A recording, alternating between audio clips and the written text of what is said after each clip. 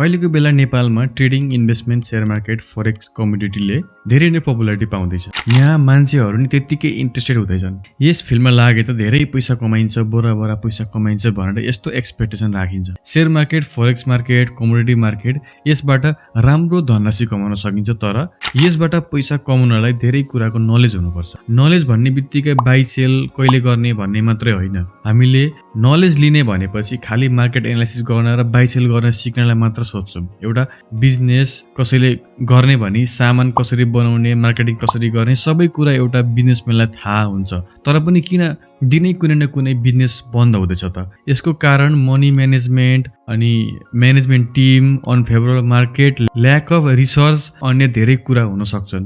Business कसरी चलाउने, के मेन पार्ट हुन् भनेर बाहिरबाट हेर्दा त धेरै सिम्पल कुराहरू छन्, तर भित्र धेरै कुराहरू हुन सक्छन्। त्यसैले आफैले बिजनेस स्टार्ट गरेपछि मात्रै त्यो कुराहरू थाहा हुन्छ। ट्रेडिङमा नि कुरा त्यही नै हो। बाहिरबाट हेर्दा बेच्न र किन्न मात्रै त हो नि जस्तो लागे पनि एकपल्ट आफैले स्टार्ट गरेपछि त्यति बेला मात्रै थाहा हुन्छ ट्रेडिङ भनेको बाइ सेल मात्रै होइन भनेर। ट्रेडिङमा अर्को मिसकन्सेप्सन के छ भने यहाँ हाम्रो पैसा डबल हुन्छ भन्ने छ। 20,000 हालो 40,000 हुन्छ, 1 लाख हालो 2 लाख हुन्छ भन्ने एउटा गलत कन्सेप्ट छ।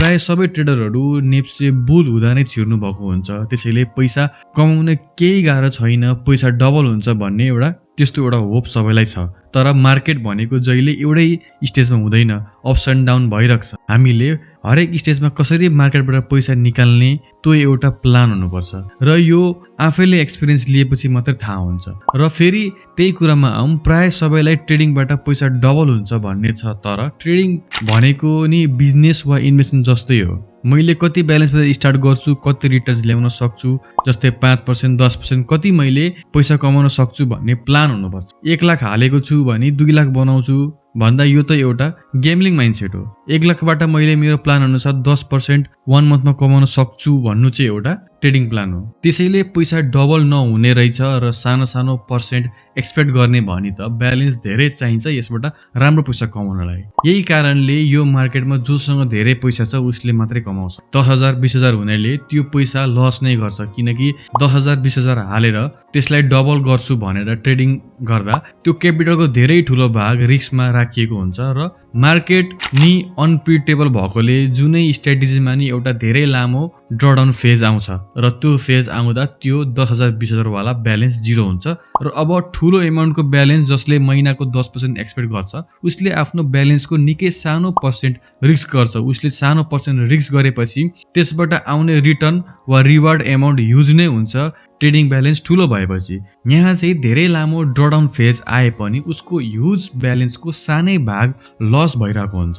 जस्तै इक्जाम्पलको लागि मानौँ, 2टा ट्रेडर छन् र दुईटैले एउटा ट्रेडमा 10,000 रिस्क गर्छन्। एउटाको ब्यालेन्स 20,000 छ र अर्कोको चाहिँ 10 लाख छ। यहाँ पहिलो ट्रेडरले 50% नै एउटा ट्रेडमा रिस्क गर्दैछ भने सेकेन्ड ट्रेडरले आफ्नो ब्यालेन्सको 1% नै मात्रै रिस्क गर्दैछ। यहाँनिर सेकेन्ड ट्रेडरले यदि लगातार 5वटा ट्रेड लस गर्दा नि उसको 5% मात्रै ड्रडाउन भयो भनी फर्स्ट ट्रेडरको चाहिँ 2टा ट्रेड लस भयो भने पनि ब्यालेन्स जिरो भयो।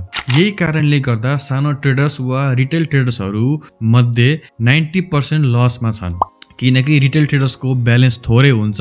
सानो पर्सेन्ट रिस्क गरेर सानो एमाउन्टको रिवार्ड वा रिटर्न्स आउँछ। रिवार्ड धेरै बनाउनलाई ठुलो पर्सेन्ट रिस्क गर्नु पर्यो, अनि अब धेरै पर्सेन्ट रिस्क गर्दा आफ्नो ट्रेडिङ एमाउन्ट डेन्जरमा हुन्छ। कुनै बेला धेरैवटा लस लगातार भयो भने धेरै पैसा छैन भने अब के ट्रेडिङ गर्ने अप्सन नै रहेन त सानो ट्रेडर्सलाई। यसको सोलुसन प्लेटफर्म हुन सक्छ। प्लेटफर्मले हामीलाई त्यो ह्युज ट्रेडिङ एमाउन्ट दिन सक्छ, तर प्लेटफर्मको ह्युज एमाउन्ट पाउनलाई इभ्यालुएसन फेज पास गर्नुपर्ने हुन्छ, रुल्स अन्डरमा बसेर ट्रेड गर्नुपर्ने हुन्छ, जसको लागि धेरै वर्षको नलेज चाहिन्छ। मिनिमम नि 3 वर्षको एक्सपिरियन्स चाहिन्छ यो मार्केटमा, र यो 3 वर्षको एक्सपिरियन्समा तपाईँको ट्रेडिङ साइकोलोजी डिसिप्लिन सबै बिल्ड भइसकेको हुनुपर्छ। 3 वर्षको एक्सपिरियन्स छ बट एउटा कन्सिस्टेन्ट प्रफिटेबल हुन सक्ने स्ट्राटेजी र डिसिप्लिन छैन भने प्लेटफर्ममा फन्डेड रहिराख्न लङ टर्ममा एकदम गाह्रो हुन्छ। त्यसैले यदि तपाईँ प्लेटफर्मको बारेमा डिटेल्समा जान्न चाहनुहुन्छ भने यहाँ दिएका भिडियोहरू तपाईँले हेर्न सक्नुहुन्छ।